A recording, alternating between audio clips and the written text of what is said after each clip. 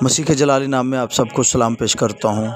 سبھی جانتے ہیں پام سنڈے پہ یسوع مسیح نے گدھے کی سواری کی۔ یاد رکھے گدھا جانا پہچانا جانور ہے، اور بائبل مقدس 3 قسم کے گدھوں کا ذکر کرتی ہے۔ تو ہم دیکھیں گے کہ یسوع مسیح نے جس گدھے پہ سواری کی وہ کون سی قسم کا تھا۔ تو بائبل مقدس بیان کرتی ہے کہ 3 قسم کے گدھے ہیں۔ نمبر 1 پالتو جانور۔ بائبل مقدس میں جہاں پر باقی جانوروں کا، بھیڑ بکریوں کا، بیلوں کا، اونٹوں کا ذکر ہوا ہے تو گلے میں اس گدھے کو بھی شمار کیا جاتا تھا۔ جیسے مرد خدا ایوب کے پاس بھیڑیں بھی تھیں، اونٹ بھی تھے، بیل بھی تھے، اور وہاں پر بیان کیا گیا ہے کہ گدھیاں بھی تھیں اور 500 تھیں۔ تو لہٰذا بائبل مقدس گلے میں اس کو شمار کرتی ہے اور اس کا ذکر کرتی ہے۔ اور پھر یہ بھی یاد رکھیں اس قسم کی جو گدھے تھے ان پر امیر لوگ، رئیس لوگ بھی سفر کرتے تھے، سواری کے لیے استعمال میں لاتے تھے اس قسم کے گدھے کو۔ اور اس دور میں کسی بھی شخص کے پاس گدھے کا ہونا اس کی امارت کا سبب مانا جاتا تھا، جانا جاتا تھا۔ اور اس قسم کی جو گدھے ہیں بائبل مقدس میں ان کا بہت ساری جگہوں پر ذکر کیا گیا۔ پیدائش 22واں باب، خروج 5واں باب، پیدائش 32واں باب، عزرا 21واں باب، اور پھر خروج 20ویں باب میں آپ کو ذکر مل سکتا ہے۔ دوسرے نمبر پر ہے جنگلی گدھا۔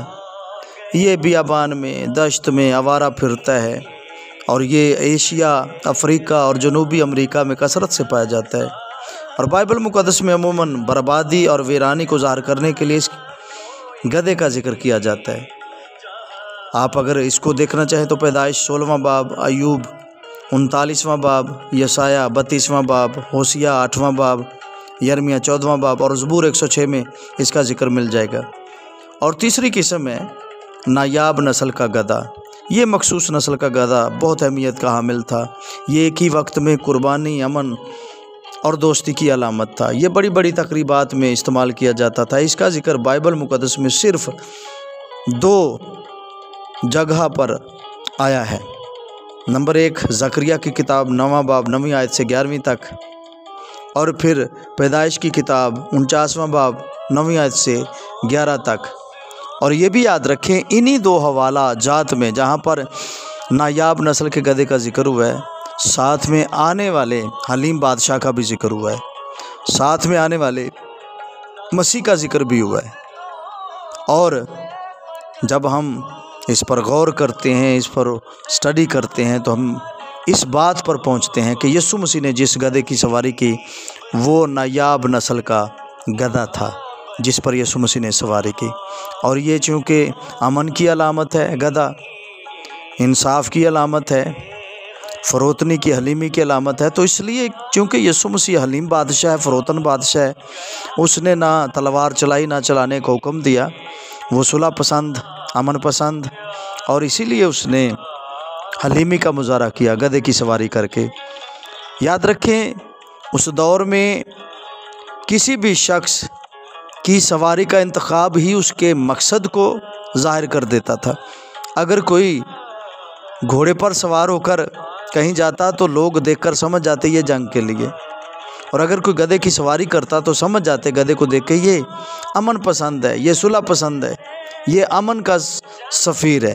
تو یسوع مسیح نے گدھے کی سواری کر کے یہ ثابت کر دیا کہ وہ حلیم ہے، فروتن ہے، امن پسند ہے۔ اور یسوع مسیح نے کہا بھی تھا مجھ سے سیکھو، میں حلیم اور دل کا فروتن ہوں۔